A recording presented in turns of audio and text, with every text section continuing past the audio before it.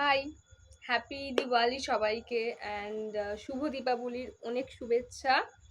তো দীপাবলিতে এখানে মা কালীর পুজো হয়, সব জায়গাতেই যেমন মা কালীর পুজো হয়, তো আমার বাড়ির পাশে অনেক বড় মেলা বসে। তো সেখানে মেলাতে আমি কয়েকটা জিনিস কিনেছি ছোটোখাটো। তো মেলাতে যেরকম হয়ে থাকে, তো দেখাই হ্যাঁ সেগুলো। ফার্স্টে হচ্ছে ইয়ারিংস দেখাই, হ্যাঁ মানে মেলাতে যাব আর কিছু জুয়েলারি কিনবো না, এটা তো হতেই পারে না। তো এই যে এটা কিনেছি, এটা ভাই কিনে দিয়েছে আর কি।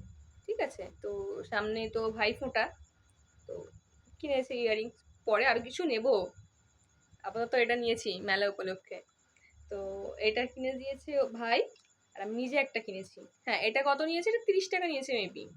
আর এটা আমি কিনেছি একটা,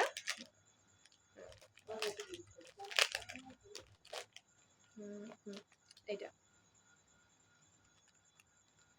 খুব বেশি দিন এগুলো পরা যাবে না, কারণ পাথরগুলো উঠে যায়। আর তার উপরে ক্লামজি তো আছেই, যে মানে একবার পড়তে যাবো, দুবার এবার দেখবো প্যাচটাই হারিয়ে ফেলেছি, আর নাহলে দেখবো যে কানেরটাই খুঁজে পাচ্ছি না। এত কিছু জিনিস থাকা সত্ত্বেও ঠিক খুঁজে আমি ঠিক পাবো না হাতের কাছে কোনো কিছু। তো সেই রকমই। আর কিনেছি দুটো হেয়ার ব্যান্ড, মানে আমার ছিল অনেকগুলো ছিল, মানে ভেঙে ভেঙে সব চলে গেছে। তো ওই জন্য দুটো হেয়ার ব্যান্ড কিনে নিয়েছি। এটা এটা নিয়েছে 10 টাকা। এই যে কেমন লাগছে এটা। তো এই যে এই হেয়ার ব্যান্ডটা কিনেছি, আর একটা কিনেছি এটা, এই হেয়ার ব্যান্ডটা কিনেছি।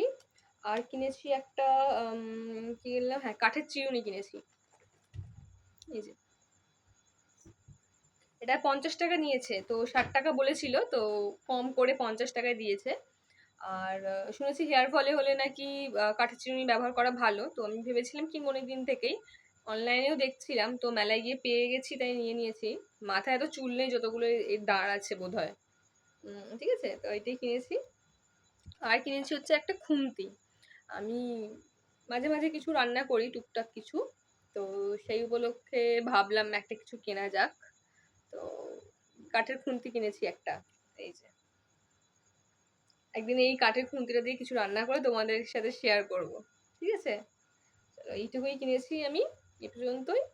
তো থ্যাংকস ফর ওয়াচিং, বাই।